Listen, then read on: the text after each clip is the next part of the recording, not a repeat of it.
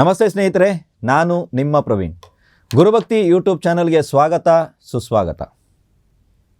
ಬಹಳಷ್ಟು ಕಮೆಂಟ್ಗಳಲ್ಲಿ ಬಂದಿರುವಂಥ ಒಂದು ಪ್ರಶ್ನೆ, ಮಾಟ ನಡೆದಿದೆ, ಅದಕ್ಕೇನಾದರೂ ಒಂದು ಪರಿಹಾರ ಇತ್ಯಾದಿಗಳು ಇದೆಯಾ ಅಂತ.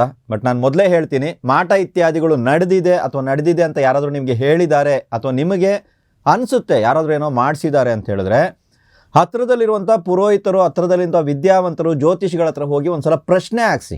ಜಾತಕದ ಅವಶ್ಯಕತೆ ಇಲ್ಲ ಇದಕ್ಕೆ. ಮಾಟ ವಿಚಾರಕ್ಕೆ ಬಂದಾಗ ಜಾತಕ ಬೇಕಾಗಿಲ್ಲ. ಒಂದು ಪ್ರಶ್ನೆ ಹಾಕ್ಸಿದೆ, ಮಾಟ ನಡೆದಿದೆಯಾ? ಪ್ರಶ್ನೆ ನಂಬರ್ 1, ಮಾಟ ನಡೆದಿದ್ರೆ ಯಾವ ವಿಚಾರಕ್ಕೆ ಮಾಟ ಮಾಡಿದ್ದಾರೆ? ಮಾಟ ಮಾಡೋದಕ್ಕೆ ಒಂದು ಕಾರಣ ಬೇಕಲ್ಲ. ಯಾವ ವಿಷಯಕ್ಕೆ ಅವರು ಮಾಟ ಮಾಡಿದ್ದಾರೆ ಅನ್ನೋದನ್ನು ನೋಡಿ. ಅವ್ರು ಹೇಳ್ತಾ ಇರುವಂಥ ಕಾರಣಗಳು, ಪ್ರಶ್ನೆಯಲ್ಲಿ ತಿಳಿಸ್ತಾ ಇರುವಂಥ ಕಾರಣಗಳು ಸರಿ ಇದೆಯಾ? ಮಾಟ ಮಾಡಿಸಿದ್ದು ಯಾರು? ಇವಾಗ ಕೆಲವರು ಕೇಳ್ತಾರೆ, ಗಂಡ ಹೆಂಡತಿ ಬಂದಾಗ ಇವ್ರ ಕಡೆಯವರ ನಮ್ಮ ಕಡೆಯವರ ಅಂತೆಲ್ಲ ಕೇಳುವಂಥದ್ದು ಇರುತ್ತೆ. ಆ ರೀತಿ ಅಲ್ಲ.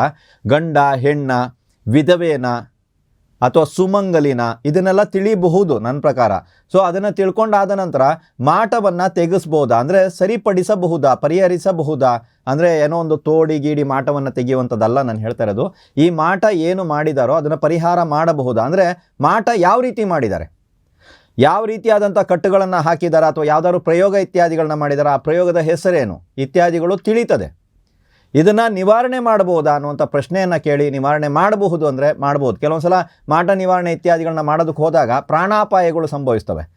ಅರ್ಥ ಆಯ್ತಲ್ವಾ? ಸೊ ಈ ರೀತಿ ಪ್ರಶ್ನೆ ಇತ್ಯಾದಿಗಳನ್ನ ಕೇಳಿ ಅದಾದ ನಂತರ ಮುಂದುವರಿರಿ. ತುಂಬ ಜನರಿಗೆ ಕಮೆಂಟಲ್ಲಿ ಬಂದಂಥ ಪ್ರಶ್ನೆಗಳಿಗೆ ನಾವು ವಿದ್ಯಾವಂತರನ್ನ ಸಂಪರ್ಕಿಸಿ ಅಂತೆಲ್ಲ ಹಾಕಿದಾಗ ಅವ್ರಿಗೆ ಬೇಜಾರಾಗುತ್ತೆ. ಏನು ಪ್ರತಿಯೊಂದಕ್ಕೂ ಇವರು ವಿದ್ಯಾವಂತರನ್ನ ಸಂಪರ್ಕಿಸಿ ಅಂತ. ಭಾಳಷ್ಟು ವಿಷಯಗಳು, ವೈಯಕ್ತಿಕ ವಿಚಾರಗಳಿಗೆ ತಾವು ಪ್ರಶ್ನೆಯನ್ನು ಹಾಕಿದಾಗ ಉತ್ತರ ಸಿಗುತ್ತೆ.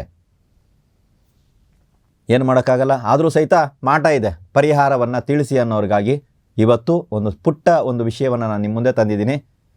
ಪ್ರತಿ ಶನಿವಾರ ಯಾರಿಗೆ ಮಾಟ ಆಗಿದೆ ಅಂತ ಯಾರಾದರೂ ಹೇಳಿದ್ದಾರೆ, ಅಥವಾ ನನಗೆ ಭಾಸವಾಗ್ತಾ ಇದೆ, ಯಾರೋ ಏನೋ ಮಾಡಿಸಿದ್ದಾರೆ ನನ್ನ ಮೇಲೆ ಅಂತ ನಿಮ್ಗೆ ಅನಿಸ್ತಾ ಇದ್ದರೆ, ದಯವಿಟ್ಟು ಪ್ರತಿ ಶನಿವಾರ ಕಾಳಿ ದೇವರ ದೇವಸ್ಥಾನಕ್ಕೆ ಹೋಗಬೇಕು. ಕಾಳಿನೇ ಇರಬೇಕು. ಮತ್ತು ಕಮೆಂಟಲ್ಲಿ ಬೇರೆ ದೈವಗಳ ಹೆಸರನ್ನು ಹಾಕಬೇಡಿ, ದೇವತೆಗಳ ಹೆಸರನ್ನು ಹಾಕಬೇಡಿ, ದೇವರ ಹೆಸರನ್ನು ಹಾಕಬೇಡಿ. ಕಾಳಿ ದೇವರ ದೇವಸ್ಥಾನಕ್ಕೆ ಹೋಗಬೇಕಾಗುತ್ತೆ. ಅಲ್ಲಿ ನಿಮ್ಮ ಕೈಲಾದಂಥ ಸೇವೆಯನ್ನು ಮಾಡಿ. ನಿಮ್ಗೆ ಅರ್ಚನೆ ಮಾಡ್ಸೋಕ್ಕಾಗತ್ತಾ ಅರ್ಚನೆ ಮಾಡಿಸಿ, ಅಭಿಷೇಕ ಅಭಿಷೇಕ ಮಾಡಿಸಿ, ಹಣ್ಕಾಯಿ ಮಾಡೋಕ್ಕಾಗತ್ತಾ ಹಣ್ಕಾಯಿ ಮಾಡಿ, ತಾಯಿಗೆ ಏನಾದರೂ ತೊಗೊಂಡೋಗಿ ಕರ್ಪೂರ ಕೊಡೋಕ್ಕಾಗುತ್ತೋ ಕರ್ಪೂರವನ್ನು ಕೊಡಿ, ಊದ್ಗಡ್ಡಿ ಕೊಡೋಕ್ಕಾಗುತ್ತಾ ಊದ್ಗಡ್ಡಿಯನ್ನು ಕೊಡಿ, ಅರ್ಶಿನ ಕುಂಕುಮವನ್ನು ಕೊಡೋಕ್ಕಾಗುತ್ತಾ ಅರ್ಶಿನ ಕುಂಕುಮವನ್ನು ಕೊಡಿ, ಮಡ್ಲಕ್ಕಿಯನ್ನು ಕೊಡೋಕ್ಕಾಗುತ್ತಾ ಮಡ್ಲಕ್ಕಿಯನ್ನು ಕೊಡಿ. ನನಗೇನೂ ಆಗಲ್ಲ, ಬರೀ ಪ್ರದಕ್ಷಿಣೆ ಹಾಕ್ಬಿಟ್ಟು ಬರ್ತೀನಿ, ಪ್ರದಕ್ಷಿಣೆ ಹಾಕ್ಬಿಟ್ಟು ಬನ್ನಿ. ಪ್ರತಿ ಶನಿವಾರ ತಾವು ಕಾಳಿ ದೇವಸ್ಥಾನಕ್ಕೆ ಹೋಗಬೇಕು. ಕನಿಷ್ಠ ಪಕ್ಷ 3/4 ಗಂಟೆ ಅಂದರೆ 45 ನಿಮಿಷಗಳ ಕಾಲ ತಾವು ಅಲ್ಲಿ ಕೂತ್ಕೋಬೇಕು. ಕನಿಷ್ಠ ಕರೆಕ್ಟು ಟೈಮ್ ನೋಡ್ಕೊಂಡು ಕೂತ್ಕೋಬೇಡಿ, ಜಾಸ್ತಿ ಆದರೂ ಬಹಳಷ್ಟು ಒಳ್ಳೆಯದು. ಆ ಸ್ಥಳದಲ್ಲಿ ನೀವು ಇರಬೇಕು. ಆ ಸ್ಥಳದಲ್ಲಿ, ಆ ದೇವಸ್ಥಾನಕ್ಕೆ ಸಂಬಂಧಪಟ್ಟ ಸ್ಥಳದಲ್ಲಿ. ಸರ್ ಅಲ್ಲಿ ಕೂತ್ಕೊಳ್ಳೋಕೆ ಬಿಡಲ್ಲ, ಹೊರಗಡೆ ಅರಳಿ ಮರ ಇದೆ, ಅಲ್ಲಿ ಕೂತ್ಕೊಳ್ಳಿ ಪರವಾಗಿಲ್ಲ. ಒಟ್ಟಿನಲ್ಲಿ ಆ ತಾಯಿಯ ಸನ್ನಿಧಿಯಲ್ಲಿ ತಾವು ಒಂದು 45 ನಿಮಿಷಗಳ ಕಾಲ ಇರಬೇಕು. ಇದರ ಜೊತೆಗೆ ಅಷ್ಟಮಿ ತಿಥಿ, ಕ್ಯಾಲೆಂಡರ್ ನೋಡ್ತಾ ಇರಿ ನೀವು, ತಿಂಗಳಿಗೆ 2 ಸಲ ಅಷ್ಟಮಿ ಬರುತ್ತೆ. ಅಷ್ಟಮಿ 2 ಸಲ ತಿಥಿನಲ್ಲಿ ತಾವು ಶ್ರೀಕೃಷ್ಣನ ದರ್ಶನವನ್ನು ಮಾಡಬೇಕು. ಎರಡೂ ಮಾಡಬೇಕಂದ್ರೆ ಹೌದು. ಒಂದು ಕಡೆ ಶನಿವಾರ ಕಾಳಿ ದೇವರನ್ನು ಹೋಗಿ ದರ್ಶನವನ್ನು ಮಾಡುವಂಥದ್ದು, ಕಾಳಿ ದೇವಿಯ ದರ್ಶನವನ್ನು ಮಾಡುವಂಥದ್ದು, ಅಲ್ಲಿ ನಿಮ್ಮ ಕೈಲಾದಂಥ ಸೇವೆಯನ್ನು ಮಾಡೋದು. ಅದರ ಜೊತೆಗೆ ಅಷ್ಟಮಿ ತಿಥಿಯಂದು ಶ್ರೀಕೃಷ್ಣನ ದರ್ಶನವನ್ನು ಮಾಡ್ಕೋತಾ ಬನ್ನಿ.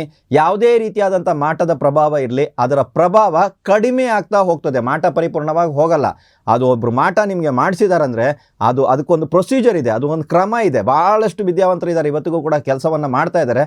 ಅದನ್ನು ಸರಿಪಡಿಸುವಂಥ ಕೆಲಸವನ್ನು ಮಾಡ್ತಾ ಇರುವಂಥ ಭಾಳಷ್ಟು ವಿದ್ಯಾವಂತರು ಇದ್ದಾರೆ. ಅವ್ರ ಹತ್ರ ಹೋಗಿ ತೆಗೆಸ್ಕೊಳ್ಳಿ. ಇಲ್ಲ ಆಗಲ್ಲ, ನಮ್ಮ ಹತ್ರ ಅಷ್ಟೊಂದು ದುಡ್ಡಿಲ್ಲ ಅಥವಾ ಅಷ್ಟೆಲ್ಲ ನಮ್ಮ ಕೈಯಿಂದ ಮಾಡೋಕ್ಕಾಗಲ್ಲ ಅಂದರೆ ಕನಿಷ್ಠ ಪಕ್ಷ ತಾಯಿ ಕಾಳಿ ದೇವಿ ಮತ್ತು ಶ್ರೀಕೃಷ್ಣನ ಆರಾಧನೆಯನ್ನು ಮಾಡಿ ಅವರ ದರ್ಶನವನ್ನು ನಾನು ಹೇಳಿದ ದಿನಗಳಲ್ಲಿ ಮಾಡ್ಕೊತಾ ಬನ್ನಿ. ಅದರಿಂದ ಆ ಮಾಟದ ಪ್ರಭಾವದ ತೀವ್ರತೆ ಕಡಿಮೆ ಆಗುತ್ತೆ. ಎಲ್ರಿಗೂ ಒಳ್ಳೆಯದಾಗಲಿ.